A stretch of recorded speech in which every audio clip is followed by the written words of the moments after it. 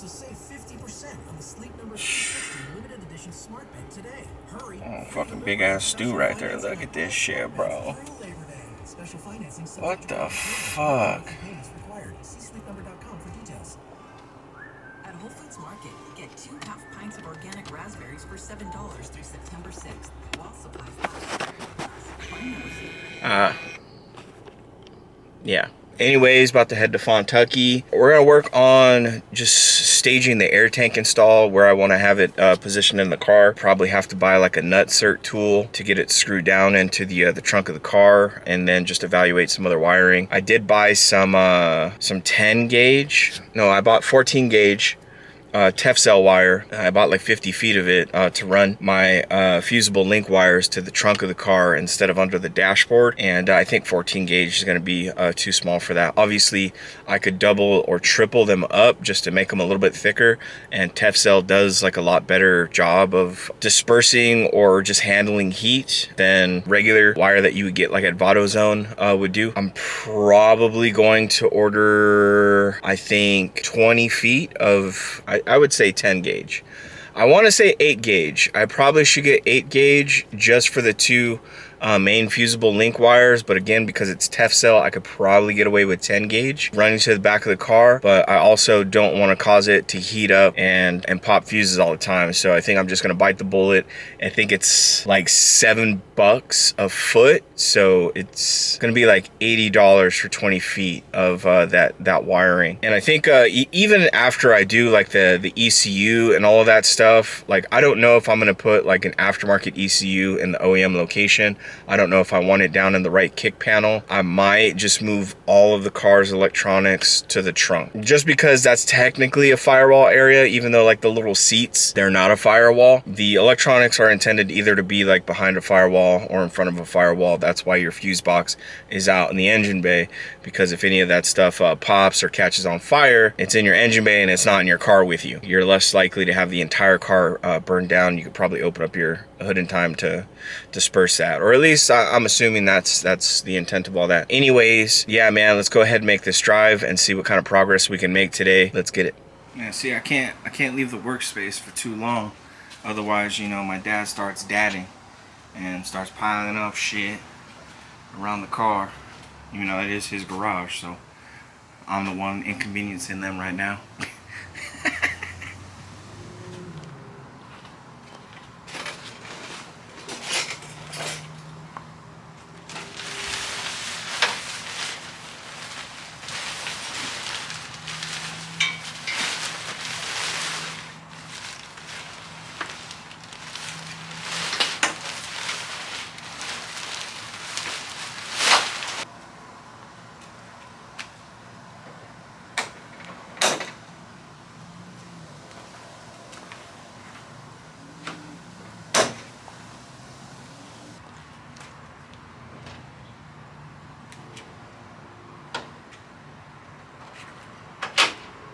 Alright, first order of business. So we got this little dipstick here, and normally every time I check my shit, my dipstick is like sitting like this. So I got something from, I think it's called English Speed or something. English Tune is the name. You can stick your phone up to the screen and use that. But essentially, this little ring here goes on the dipstick thingamabob, and then this spring will go into the hole of the dipstick, keep it in place. Pretty cool. All right.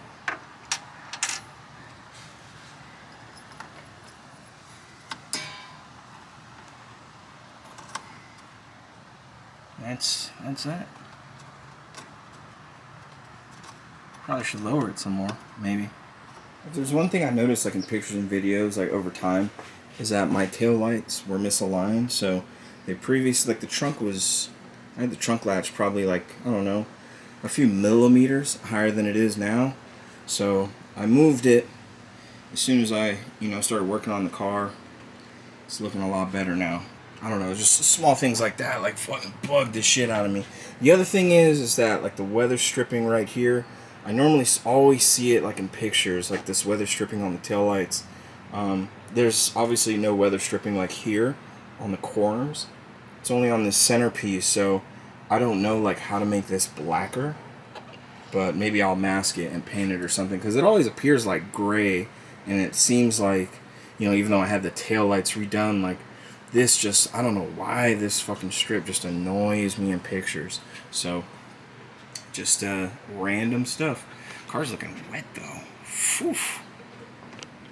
So I don't really have a light on this camera to really show you anything. I'll get the Milwaukee on it, but there's no access holes to the shock towers, so I'm gonna have to drill a hole in the shock towers to run the air lines. The other ones, I think there's a grommet that comes from under the car. Excuse my mess. I'm not even gonna bother cleaning it up. Just take my word for it. There's a fucking hole down here somewhere. I'm gonna run that the wire from the front air cups back here, and then I gotta set up all the other components to this. I think I'm gonna get a nutsert tool if someone in my family doesn't already own one. Otherwise, I'm gonna be the sponsor of nutsert. Yeah, I'm gonna put like 4 nutserts in here to screw the tank right in this corner. This is where Driftworks put theirs in their S15. Just figure out where to run lines, because I think you have to run like a drain line too, just to empty out the tank. Every couple of months. I think like water or something accumulates in it. I've seen other people with full-on air setups blast air all over their trunk or water. So kind of want to avoid that. We're going to have it right next to the battery, which to me is going to be the ideal position. Forgive my used battery here. I have like a fancy tuner battery. This is the $75 used special. You even see it says used on it. Yeah, that's it, man. The other thing I was doing is the fusible link, which are like the 2 main fuses in your engine bay. Let me turn this off. The fusible link are like the 2 main fuses. They're combined wires basically. It's like 2 8-gauge wires and like 1 14-gauge wire. So your OEM wiring, all of this pretty much can be mitigated by PDM. So if you keep hearing people talk about PDM this, PDM that, spend the money to get it done. Eliminate the super multiple junction. Your life will be in a better place. You can just open up a fucking laptop and program how all the electronics fire in the car. You can get rid of all the relays unless you want to keep some OEM systems, and then in that case, instead of using up all of your spots on your PDM, you can wire 1 spot to fire power to a box of relays or a system, and then have things kick off in a manual way from there. All you're doing is providing power from the PDM. Some people don't recommend it. Like, I want to run a PDM, but I want to run air conditioning, and everybody that's set up PDMs are like, you can't really do it. But I think, you know, they're just scared to do it. So yeah, anyways, I have a 25, a 15, and a 30 amp fuse. Basically, when you turn the car to the on position, one of the relays triggers and it sends power to the car. You turn the car to the on position, that triggers the second relay in the fold, and that's what provides all your power to everything when the key is in the on position, not the accessory position. And then there's the other, the last relay, when you put the car in the start position to turn the car on, and then obviously it comes back to on. That third relay obviously is probably to handle like the rush of power when all of your shit kicks on trying to start the car. Because I relocated my fuse box into the dashboard, I'm pretty much overloading like a hobbyist fuse box. Like, it's not designed to take on the amperage I have running through it. So I want to take the fusible link wires and run them to the back of the car, straight to the battery on their own fuses, and then I'm going to hook up all of the relays that I have unplugged for the air conditioning, the horn, and all the other stuff I haven't run but I've wired up years ago. And that's it. Hopefully that explains everything. To be honest with you, the most logical place to install these buttons for the air suspension would be like here.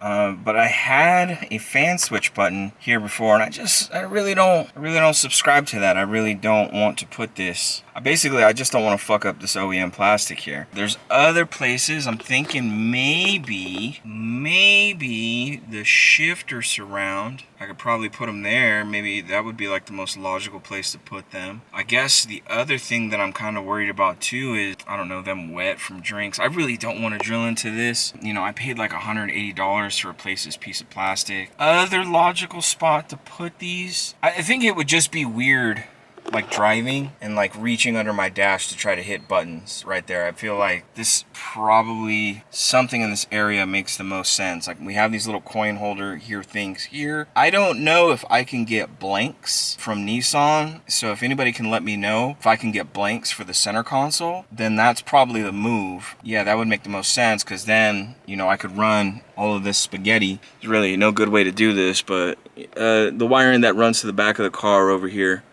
we can get up in there doing that. So I think that's probably the most logical thing. Sorry it's like super dark in here. I don't know, I'm just trying to figure out like what to do. Obviously like this isn't going to be resolved today, but yeah, I need to figure this out. I know that the potentiometer, when I do the electronic power steering column, I'm going to put it on the plastic that's right here. That's where that's gonna go. But as far as like reaching under there to lift and raise the or lower the car every time, like, you know, I go over a bump, that really just doesn't make driver sense to me. But then putting the buttons like here, especially in the proximity of liquid, I don't know how comfortable I am with that. I do put drinks in there from time to time, and this center console was pretty fucking nasty until I cleaned it recently. So yeah, I just cleaned and painted everything. So I don't know. I'm very skeptical on putting them there, but that looks like that's going to be the money spot for these if I can get my hands on some blanks. So someone please let me know.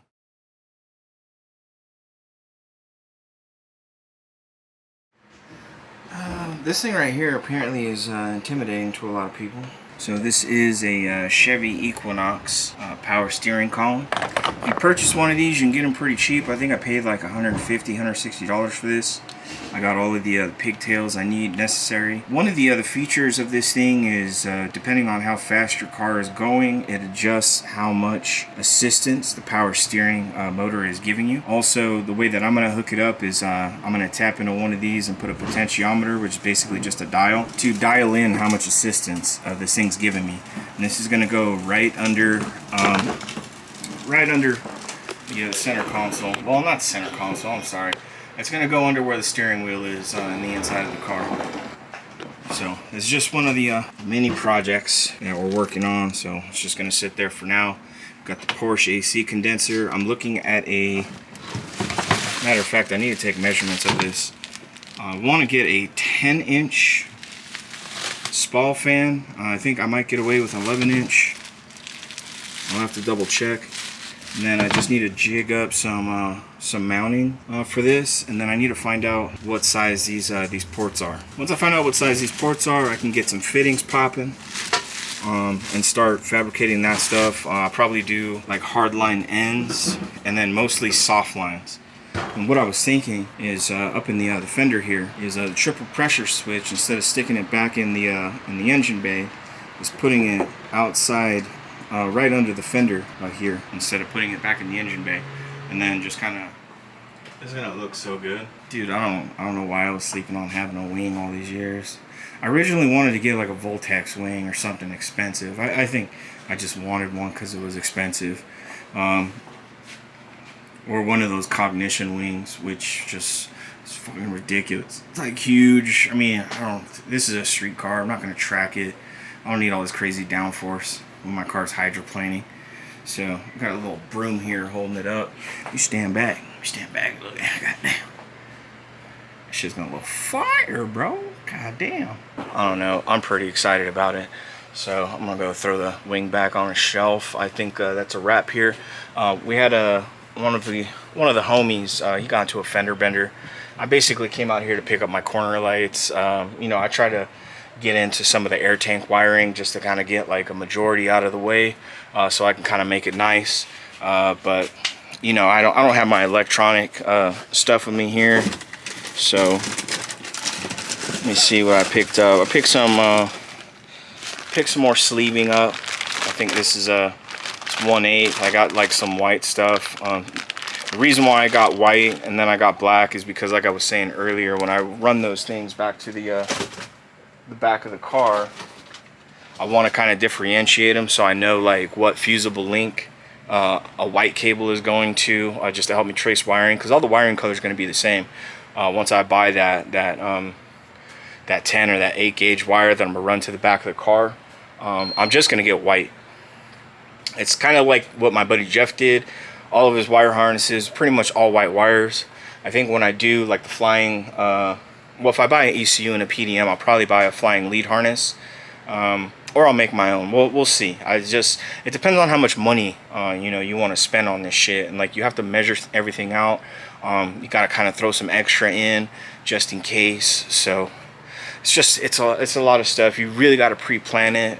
You know, I took the entire OEM wiring harness apart before, the chassis harness and the engine harness for the SR20, and I loomed it all up. And so there was a few times basically like I got corrosion in my coil pack sub harness, so I had to unloom that entire thing, depin all the other connectors, and I had to fix like the fucked up wire, and then I had to reloom. I think I just threw electric tape on it, to be honest with you. I don't even think I reloomed it. And just shit like that. So there's other stuff that I have pre-wired, like my horns, all that stuff. All the wiring still exists, the OEM wiring. Half of it I didn't really know what it was, so I just kind of left it. I sleeved it, and then when I went to go plug shit in, I'm like, this plug doesn't go to anything. And then, you know, I'm reading the FSM, and I'm like, oh, okay, that's my horn wiring. You know, whatever, maybe someday in the future I'll put horns back in this car. This car's never had horns in it, so just one horny driver. Yeah, man, but anyways, I'm gonna pack up, I'm gonna head home. I'm gonna hit the drive-through car wash in the Volvo. That's it, man. Have a nice weekend. Peace.